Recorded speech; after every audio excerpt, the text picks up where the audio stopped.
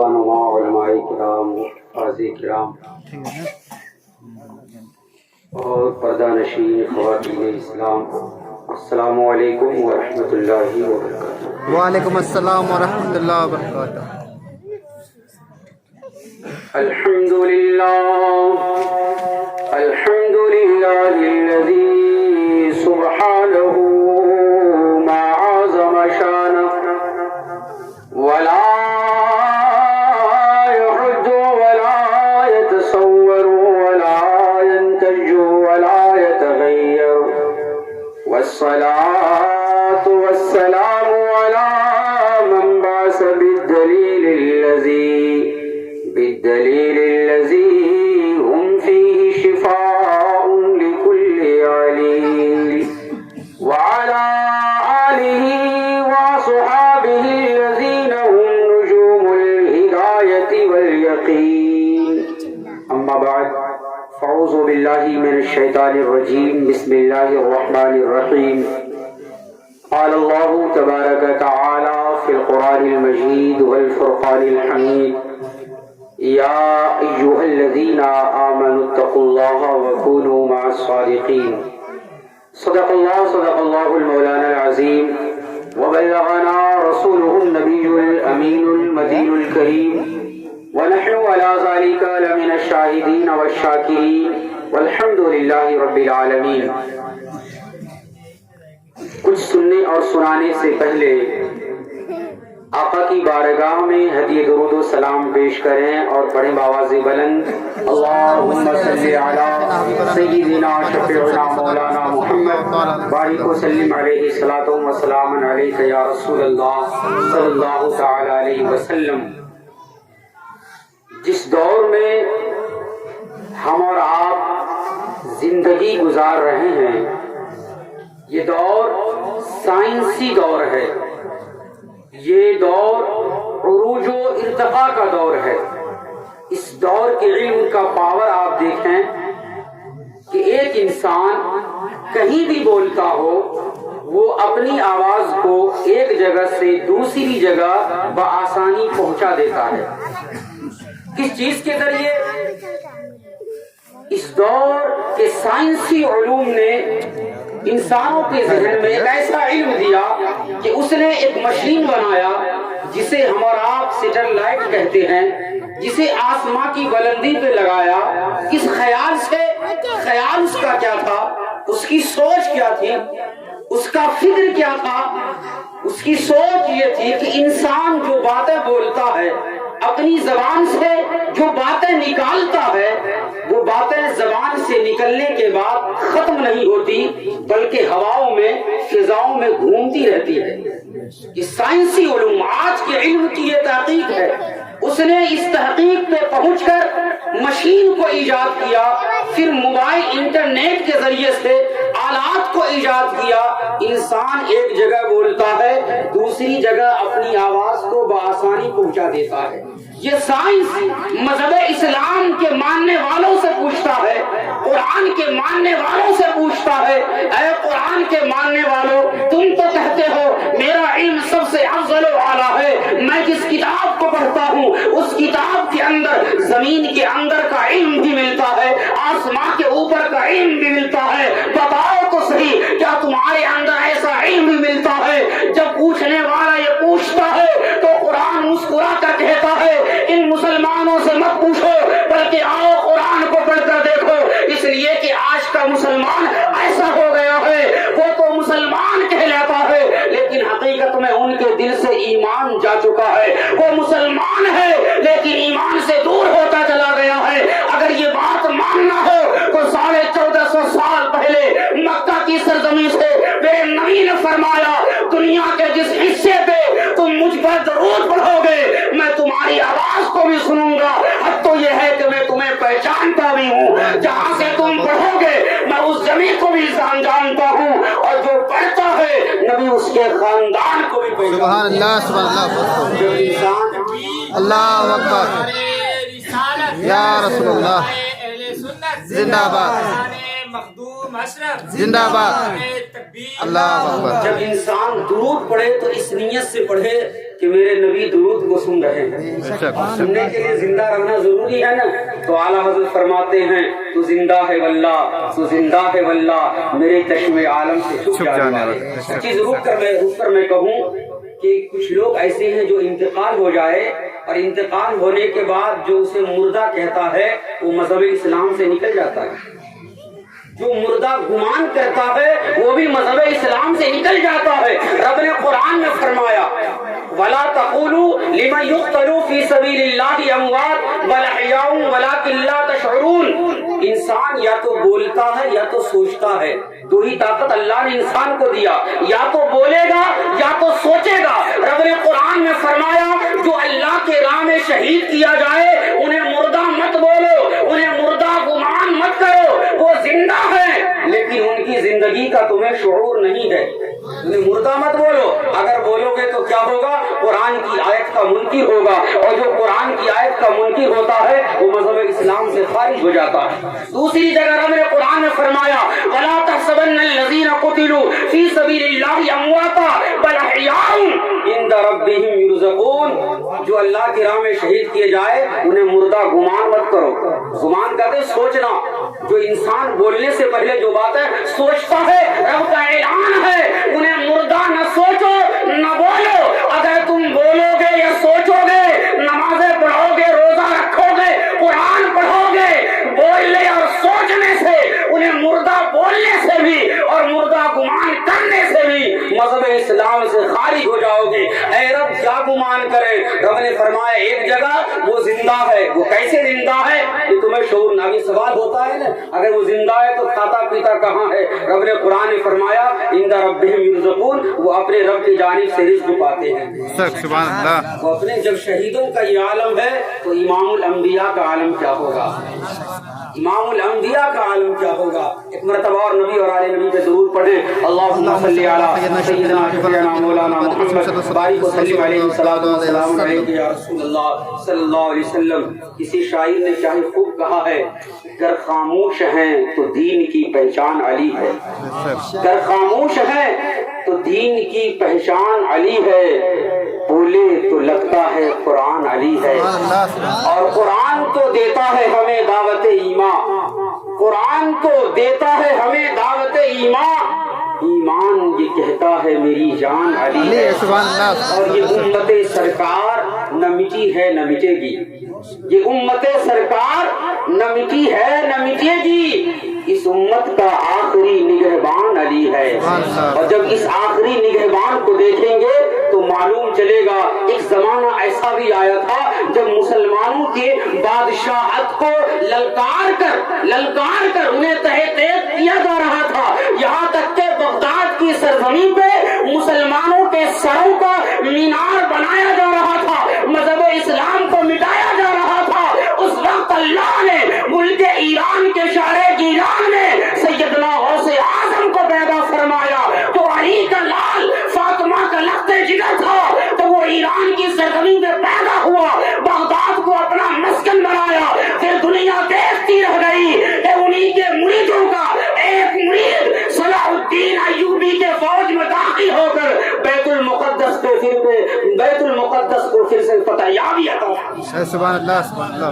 ये उम्मते सरकार अल्लाह अकबर अल्लाह अकबर या रसूलुल्लाह जिंदाबाद जिंदाबाद। उम्मते सरकार अल्लाह न मिटी है न मिटेगी।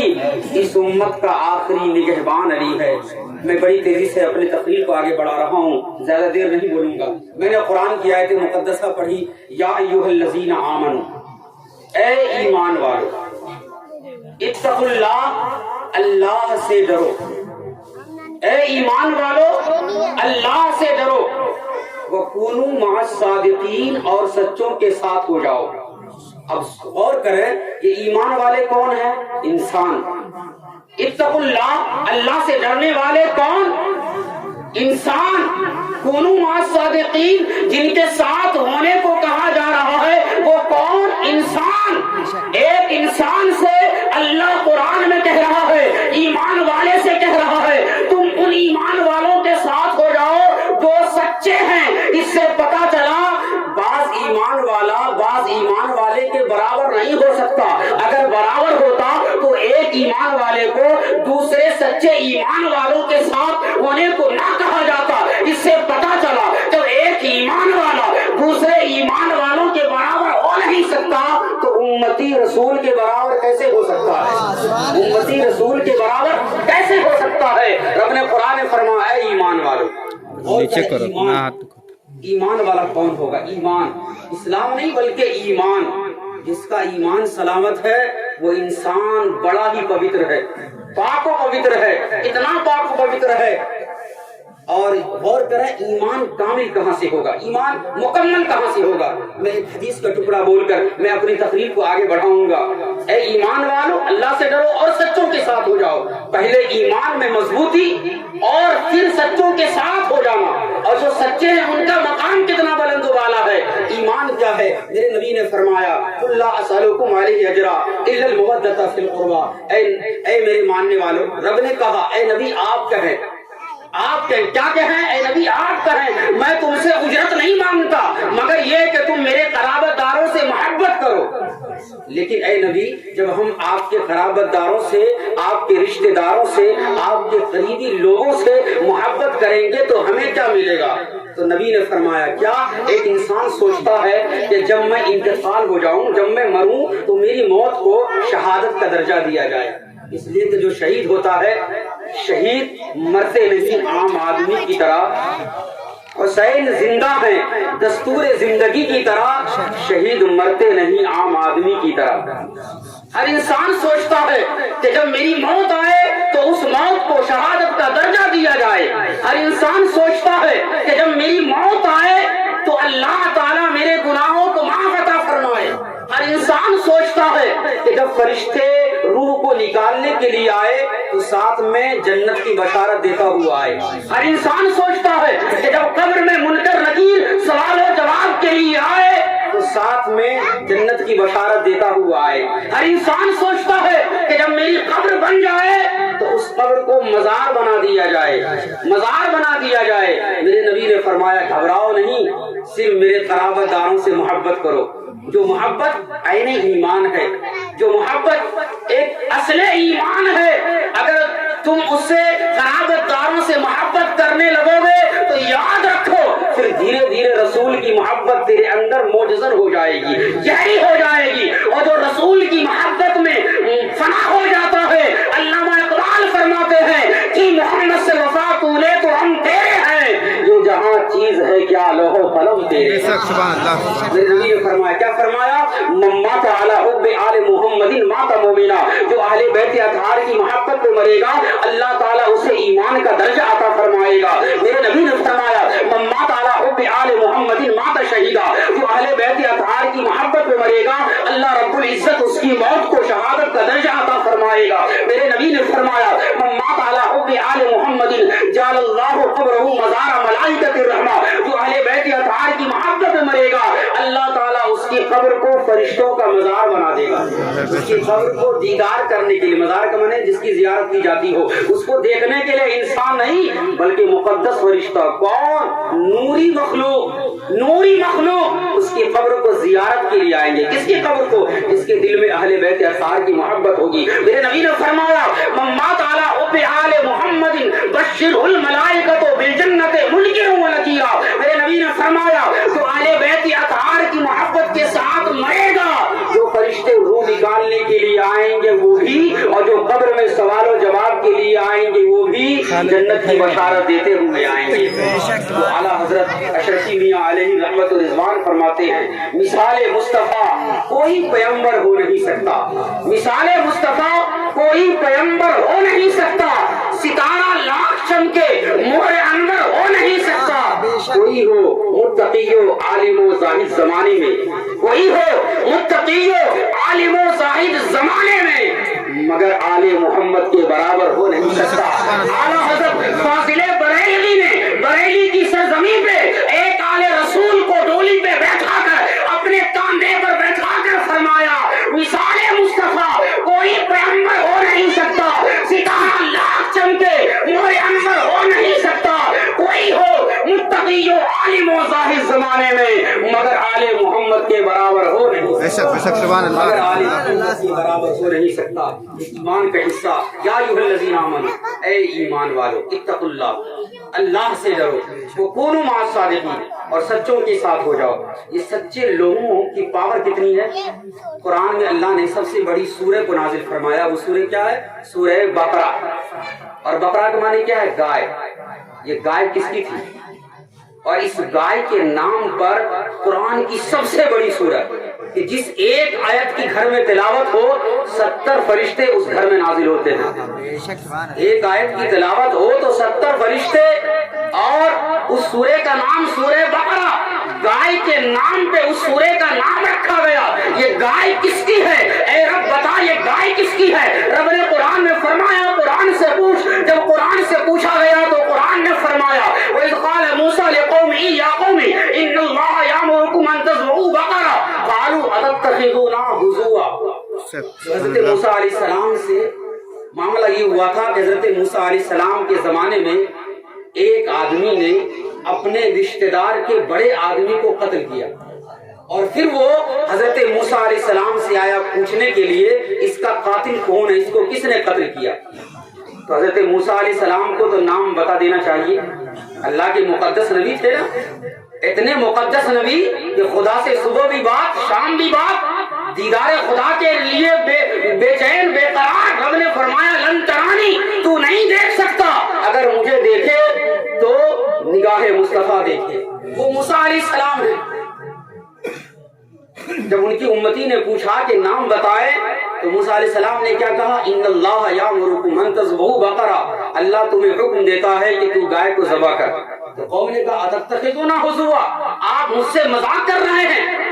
ایک گائے کو ذبح کیا جائے پھر نام پتا چل جائے. حالانکہ خدا کو بھی بتا دینا چاہیے اے موسیٰ فلاں کا اس کا قاتل فلاں ہے، نام بتا دے. لیکن نہیں، رب اپنے نیک بندے کی فضیلت کو بیان فرمانا چاہ رہا ہے. رب اپنے بندے کی فضیلت کو، مقام و مرتبہ کو بیان فرما رہا ہے. رب اپنے نیک بندے سے جڑی ہوئی ہر چیز کا بیان قرآن میں بیان فرما رہا ہے تاکہ میرے نیک بندے میرے مخصوص بندے کی فضیلت کو دیکھے، مقام و مرتبہ کو دیکھے. اور مقام و مرتبہ کیا ہے؟ حضرت موسیٰ علیہ السلام کے زمانے میں ایک اللہ کے نیک بندے تھے جن کا انتقال ہونے لگا. وقت انتقال آپ نے اپنی بیوی سے کہا جب میرا انتقال ہو جائے اس گائے کو جنگل میں چھوڑ دینا. جب میرا بیٹا جوان ہو جائے اسے کہنا کہ جنگل میں جائے اور گائے کو لے کر آ جائے. بیوی کہتی ہے آپ کا انتقال ابھی ہو رہا ہے، بچے چھوٹے ہیں اور 15 سال کا زمانہ گزر جائے گا. کیا 15 سال کے بعد بھی جنگل سے کوئی جانور مل جائے؟ تو باپ نے کہا، اس شوہر نے اپنے بیوی سے کہا گھبرانے کی ضرورت نہیں ہے، بیٹے کو جنگل میں بھیج دینا اور کہنا میرے نام سے آواز دے تو گائے فوراً حاضر ہو جائے گی. اسی نیک بندے کی گائے تھی. المختصر جب وہ بیٹا ہوشیار ہو گیا، کیونکہ واقعہ بڑا لمبا ہے، اختصار کے ساتھ میں آگے بڑھ رہا ہوں. جب وہ بیٹا ہوشیار ہوا، ماں نے کہا بیٹا جا جنگل میں جا اور گائے کو آواز دے. المختصر اس نے آواز دیا، گائے آ گئی. ادھر واقعہ چل رہا ہے. کیا چل رہا ہے؟ کہ اس نے قتل کیا تو رب کا حکم ہوا کہ اے موسیٰ آپ کہیں ایک گائے کو ذبح کرے کہ اس گائے کے دم سے پونچھ سے اس مردار کے بدن میں لگا دیا جائے. فضربنا، ضرب ضربوں کا معنی ہوتا ہے مارنا اور زمین پر دھیرے دھیرے چلنا.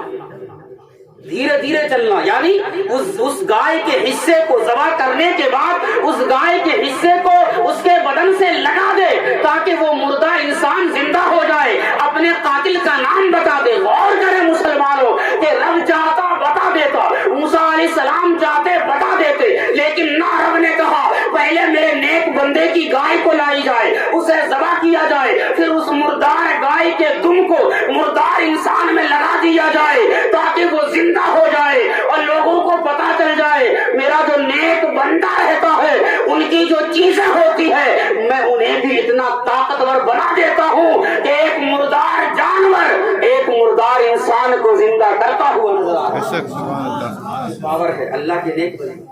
غور کرے. اسی طرح اللہ نے قرآن مقدس میں حضرت سلیمان علیہ السلام کے واقعے کو ذکر فرمایا کہ جب ہدہد پرندہ غائب ہوا نظروں سے تو حضرت سلیمان علیہ السلام کو خبر ملی. المختصر وہ ہدہد پرندہ سامنے آیا لیکن خبر لے کر کس چیز کا؟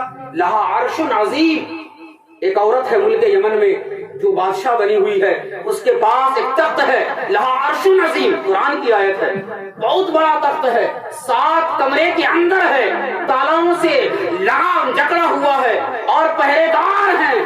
تو حضرت سلیمان علیہ السلام نے فرمایا کوئی ہے میری حواریوں میں سے، میرے ماننے والوں میں سے جو اس تخت کو لے کر آ جائے؟ تو قال عفریت من الجن، جن میں سے ایک نے کہا کہ وہ چیز میں لے آؤں گا آپ کی مجلس ختم ہونے سے پہلے یا آپ کے کھڑے ہونے سے پہلے۔ تو سلیمان علیہ السلام نے فرمایا نہیں، مجھے پہلے چاہیے، مجھے اور جلدی چاہیے۔ تو قال رجل، ایک آدمی نے کہا کون؟ جو اللہ کا بندہ تھا، اس نے کہا کیا؟ اے سلیمان علیہ السلام، آپ کے پلک جھپکنے سے پہلے ملک یمن کا تخت ملک فلسطین میں حاضر ہو جائے گا۔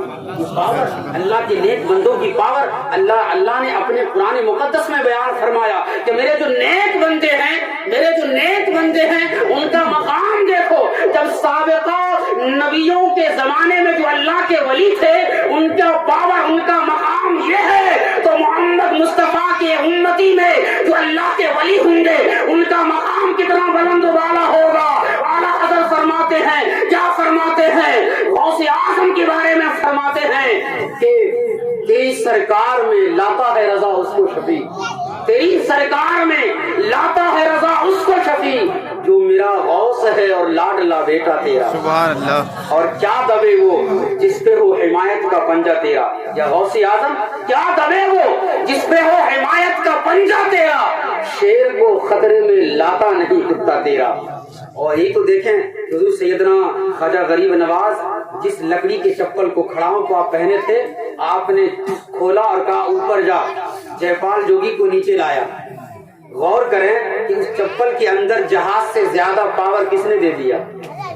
آج جہاز اڑانے والا اڑا کر کہتا ہے ایسا مشین ایجاد کرنے والا کوئی نہیں، لیکن مذہب اسلام ہندوستان کا راجا سیدنا خواجہ غریب نواز کہتے ہیں تم بنا لو گے، اڑا لو گے، لیکن بے جان لکڑی کو آسمان کی بلندی پر اڑانے والا، جے پال جوگی جیسا انسان کو زمین پہ لانے والا کوئی نہیں ہو سکتا۔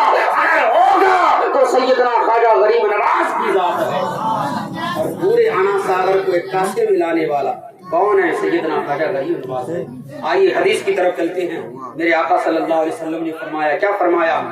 حضرت ابو سعید خدری اس کے راوی ہیں، میرے نبی نے فرمایا کہ اے میرے صحابہ، بنی اسرائیل میں ایک انسان تھا، یعنی بنی اسرائیل حضرت یعقوب علیہ السلام کا لقب ہے، حضرت ابراہیم علیہ السلام کے پوتے حضرت یعقوب علیہ السلام کا لقب بنی اسرائیل ہے۔ ان کے خاندان میں جتنے انبیاء آئے ان کو بنی اسرائیل کہا جاتا ہے۔ ہمارے اور آپ کے نبی محمد مصطفیٰ صلی اللہ علیہ وسلم نے فرمایا، اس کے راوی حضرت ابو سعید خدری ہیں، بخاری شریف کی حدیث ہے، میرے نبی فرماتے ہیں اے ابو سعید خدری، بنی اسرائیل میں ایک انسان تھا جس نے 99 آدمیوں کا قتل کیا، پھر اس کے دل میں توبہ کا ارادہ آیا، فاتا راہبن، وہ ایک راہب کے پاس آیا، توریت و انجیل کے عالم کے پاس آیا اور کہا حل من توبۃ، کیا میرے اس گناہ کا توبہ ہے؟ اس نے کہا نہیں، تو نے 99 آدمیوں کا قتل کیا ہے، تیرے اس گناہ کا توبہ نہیں ہے۔ تو میرے نبی فرماتے اس انسان نے اس عالم کا بھی قتل کیا، پھر وہ آگے چلا۔ میرے نبی فرماتے ہیں فاتا رجلا، وہ ایک آدمی کے پاس آیا اور کہا حل من توبۃ، کیا میرے اس گناہ کا توبہ ہے؟ میں نے 100 آدمیوں کا قتل کیا ہے۔ میرے نبی فرماتے ہیں میرے صحابہ، اس ایک آدمی نے کہا ایتی قریۃ کذا و کذا، تو فلاں بستی چلا جا، وہاں اللہ کے نیک بندے کا مزار ہے۔ بولے سبحان اللہ۔ اس بستی میں اللہ کے نیک بندے کا مزار ہے، وہاں تو چلا جا اور وہاں جا کر اللہ کی بارگاہ میں دعا کر اپنے گناہوں کی معافی مانگ، اللہ تعالیٰ تیرے سارے گناہوں کو معاف عطا فرمائے گا۔ میرے نبی فرماتے وہ انسان توبہ کے ارادے سے اس بستی کی طرف چلنے لگا، راستے میں اس کا انتقال ہو گیا۔ میرے نبی فرماتے ہیں پھر اس کے بعد جنت کے فرشتے آ گئے، جہنم کے فرشتے آ گئے۔ میرے نبی فرماتے ہیں فاختصمت الملائکۃ فیہ، فرشتے آپس میں جھگڑنے لگے۔ جنت کے فرشتے کہہ رہے تھے میں اسے جنت میں لے کر جاؤں گا، اس لیے کہ یہ توبہ کے ارادے سے اللہ کے نیک بندے کی بستی کی طرف جا رہا تھا، اور جہنم کے فرشتے کہہ رہے تھے میں اسے جہنم میں لے کر جاؤں گا، اس لیے کہ اس نے 100 آدمیوں کا قتل کیا ہے۔ میرے نبی فرماتے ہیں رب نے وحی فرمائی اور کہا اے فرشتوں، جھگڑنے کی ضرورت نہیں ہے، زمین کو ناپو، اگر یہ بندہ میرے نیک بندے کے قریب ملے گا، قریب پایا جائے تو اس کے سارے گناہوں کو میں معاف عطا فرماتا ہوں۔ میرے نبی فرماتے ہیں فرشتے نے زمین کو ناپا اور اللہ نے وحی فرمائی اس زمین کی طرف جس طرف اللہ کا نیک بندہ تھا۔ کیا وحی فرمائی؟ اے زمین اس گناہگار بندہ کو اپنی طرف کھینچ لے، اپنی طرف کھینچ لے۔ میرے نبی فرماتے ہیں جب فرشتوں نے زمین کو ناپی تو ایک بالش وہ گناہگار بندہ اس نیک بندے کی بستی کی طرف جب پایا گیا تو رب کا اعلان ہوا، اے جنت کے فرشتوں مبارک ہو، میں نے اس کے سارے گناہوں کو معاف عطا فرمایا۔ اور کرے جب بنی اسرائیل کے زمانے میں اللہ کے جو نیک بندے تھے، اللہ کے ولی تھے، ان کا مقام اتنا بلند و بالا تو امت محمدیہ میں جو اللہ کے ولی ہوں گے ان کا مقام کتنا بلند و بالا ہوگا، کتنا بلند و بالا ہوگا۔ یہ تو کنتم خیر امتن کا خطاب لے کر آیا ہے، سب سے بہتر امت کا خطاب لے کر آنے والا یہ امت محمدیہ کی ذات ہے۔ غور کریں مسلمانوں، اس حدیث سے پتہ یہ چلا 4 مسئلے نکلے۔ پہلا مسئلہ یہ نہیں نکلا کہ وقت کا اگر عالم بھی ہو اور اس کا تعلق اللہ کے ولی سے نہ ہو تو اس کا علم فائدہ نہیں دیتا، اور دوسرا مسئلہ نکلا کہ عالم نہ ہو، جاہل ہو، حدیث میں رجل عام آدمی ہو اور اس کا تعلق اللہ کے ولی سے ہو جائے تو ایک جہنمی انسان کو جنتی بننے کا راستہ بتاتا ہوا نظر آتا ہے۔ اور تیسرا مسئلہ یہ نکلا کہ جس بستی میں اللہ کے نیک بندے رہتے ہیں وہاں پر رحمت و نور کی بارش ہوتی ہے، اور اس بستی میں جا کر جو بندہ دعائیں مغفرت کرتا ہے اللہ رب العزت اس کے گناہوں کو معاف عطا فرماتا ہے۔ حضرت موسیٰ علیہ السلام چلے کہاں؟ حضرت خضر علیہ السلام سے ملنے کے لیے۔ رب نے قرآن میں ذکر فرمایا تو موسیٰ علیہ السلام نے فرمایا اے رب خضر علیہ السلام کے ملنے کی نشانی کیا ہوگی؟ تو رب نے فرمایا بھنی ہوئی مچھلی لے لے، جب وہ جہاں وہ زندہ ہو جائے سمجھ جانا وہیں میرا نیک بندہ رہتا ہے۔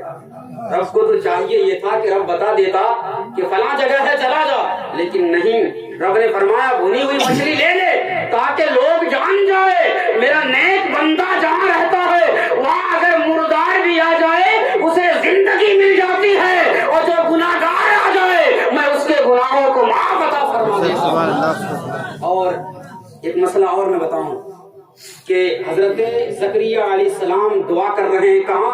حضرت مریم علیہ السلام کے گھر میں۔ حضرت موسیٰ علیہ السلام ملنے کے لیے جا رہے ہیں کس سے؟ خضر علیہ السلام سے۔ ایک روایت کے مطابق خضر علیہ السلام ولی ہیں، ولی کو تو نبی کے پاس آنا چاہیے، ولی کو نبی کے پاس آنا چاہیے۔ اسی طرح حضرت مریم علیہ السلام کو حضرت زکریا علیہ السلام کے حجرے میں آپ رہتی تھی وہاں آنا چاہیے، لیکن ولی اگر کوئی کام کرے جو شریعت سے الگ ہو تو وہ شریعت نہ بنے، اور نبی اگر کوئی کام کرے تو شریعت بن جائے۔ تو غور کیجئے گا، نبی کوئی کام کرے اگر کسی کام پر خاموش بھی رہے تو شریعت بن جائے، ولی کام کرے تو اچھا ہے، شریعت نہ بنے۔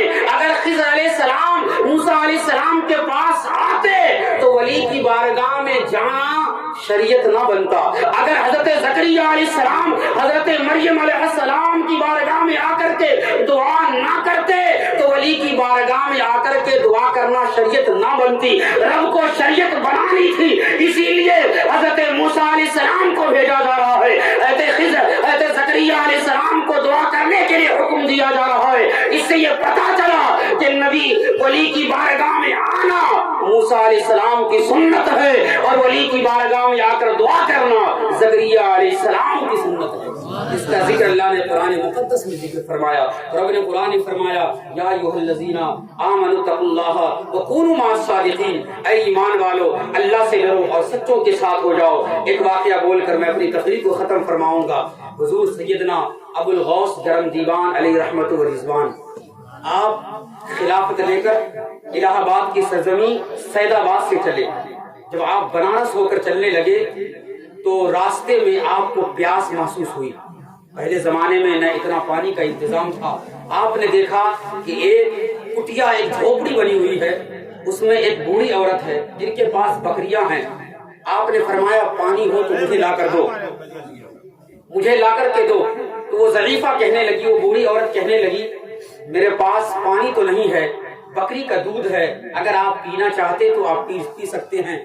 تو حضرت ابوالغوث گرم دیوان علیہ رحمت و رضوان آپ نے فرمایا تم کون ہو، مسلمان ہو یا غیر مسلم ہو؟ اس نے کہا میں مسلمان نہیں غیر مسلم ہوں۔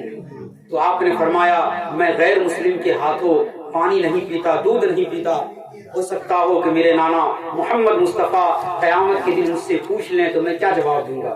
وہ بوڑھی عورت کہنے لگی اتنی سی بات ہے تو میں مسلمان ہو جاتی ہوں۔ المختصر جب وہ مسلمان ہو گئی تو سید ابوالغوث گرم دیوان نے دودھ کا پیالہ اٹھایا، آپ نے نوش فرمایا، آپ آگے بڑھے۔ کچھ دن کے بعد اس ضعیفہ کا انتقال ہو گیا۔ گھر والوں کو پتا نہیں تھا کہ وہ مسلمان ہو چکی ہے۔ جب لوگ اسے جلانے کے لیے لے کر جانے لگے تو کچھ لوگوں نے کہا یہ تو مسلمان ہو چکی تھی، آپ اسے جلانے کے لے کر جا رہے ہیں۔ گھر والوں نے کہا، خاندان والوں نے کہا کہ اس کے اسلام کی نشانی نہیں معلوم، کہ مسلمان ہوتی تو پتا چلتا۔ یہاں تک کہ یہ خبر آپ تک پہنچ گئی، آپ حاضر ہوئے اور فرمانے لگے کہ یہ تو مسلمان ہے، اسے جلاؤ مت، اسے مسلمانوں کے قبرستان میں گاڑ دو۔ انہوں نے کہا نشانی کیا ہے؟ آپ نے فرمایا کہ اگر یہ تیری ماں زندہ ہو کر کہہ دے میں مسلمان ہو گئی ہوں تو کیا تم مان لو گے؟ ان لوگوں نے کہا مان ہی نہیں بلکہ میں آپ کے دھرم کو ہی مان لوں گا۔ پاور دیکھیں، طاقت دیکھیں، ایک اللہ کے ولی کی طاقت دیکھیں۔ آپ نے اشارہ فرمایا، وہ ضعیفہ اپنے چہرے سے کفن کو ہٹاتی ہے اور اشہد ان لا الہ الا اللہ وہ محمد رسول اللہ پڑھتے ہوئے اپنے چہرہ کو کھولتی ہے اور کہتی ہے بیٹے گھبراؤ نہیں، میں تو مسلمان ہو چکی ہوں، میں تو مسلمان ہو چکی ہوں۔ تو وہ سب حیران ہو گئے، کہا یہ پاور آپ کے پاس کہاں سے آیا؟ کہا یہ پاور میرے پاس ہے۔ جب میرے پاور کا یہ انداز ہے تو غور کرو میرے جد امجد سیدنا غریب نواز کے پاور کا عالم کیا ہوگا، ان کے جد امجد غوث اعظم کے پاور کا عالم کیا ہوگا، ان کے جد امجد امام حسن و حسین کے پاور کا عالم کیا ہوگا۔ جو اللہ کے ولیوں کی بارگاہ سے مل جاتا ہے اللہ رب العزت اسے بلند و بالا فرما دیتا ہے۔ یہی وجہ ہے کہ آج بھی جب ایک انسان مزار پہ رکھی ہوئی چادر سے پوچھتا ہے، مزار پہ رکھے ہوئے پھول سے پوچھتا ہے، مزار سے لگی ہوئی اینٹ اور پتھر سے پوچھتا ہے، اے اینٹ اور پتھر بتا تجھے لوگ چومتے کیوں ہیں، اے چادر بتا تجھے لوگ عزت کی نگاہ سے دیکھتے کیوں ہیں، اے پھول بتا تجھے لوگ عزت کی نگاہ سے دیکھتے کیوں ہیں؟ تو وہ چادر و پھول و پتھر کہتے ہیں اے انسان تو غور تو کر۔ وہ پھول کہتا ہے جب میں کلی سے نکلا تھا چاہیے تو یہ تھا، جب میں پودا سے نکلا تھا، درخت سے نکلا تھا، پیڑ سے نکلا تھا، چاہیے تو یہ تھا کہ لوگ مجھے حیرت کی نگاہ سے دیکھتے لیکن لوگ مجھے عزت کی نگاہ سے نہیں دیکھ رہے تھے۔ وہ چادر کہہ رہی ہے اے انسان ذرا سوچ تو جب میں بازاروں میں تھا لوگ مجھے پوچھتے نہیں تھے۔ وہ اینٹ اور پتھر کہتا ہے جب میں الگ تھلگ تھا لوگ مجھے پوچھتے نہیں تھے، لوگ مجھے جانتے نہیں تھے، عزت کی نگاہ سے دیکھتے نہیں تھے۔ میں جیسے ہی ولی کی بارگاہ سے مل گیا لوگ ادب کے ساتھ قدم رکھتے ہیں۔ اے انسان سوچ میں چادروں پھولوں اینٹ ہو کر کے جب اتنا عزت پا سکتا ہوں تو انسان ہے۔ ولی کی بارگاہ سے مل جا تیرا مقام بھی بلند و بالا ہو جائے گا، تیرا مقام بھی بلند و بالا ہو جائے گا، اتنا بلند و بالا ہو جائے گا کہ جب تیری روح نکلے گی تجھے قبر میں دفنایا جائے گا تو وہ قبر کی منزل تیرے لیے جنت کی کیاریوں میں سے ایک کیاری ہو جائے گی اور حشر کا میدان تیرے لیے آسان ہو جائے گا، پل صراط کا راستہ تیرے لیے آسان ہو جائے گا۔ شرط یہ ہے یا ایھا الذین آمنوا اتقوا اللہ وکونوا مع الصادقین، اے ایمان والو اللہ سے ڈرو اور سچوں کے ساتھ ہو جاؤ۔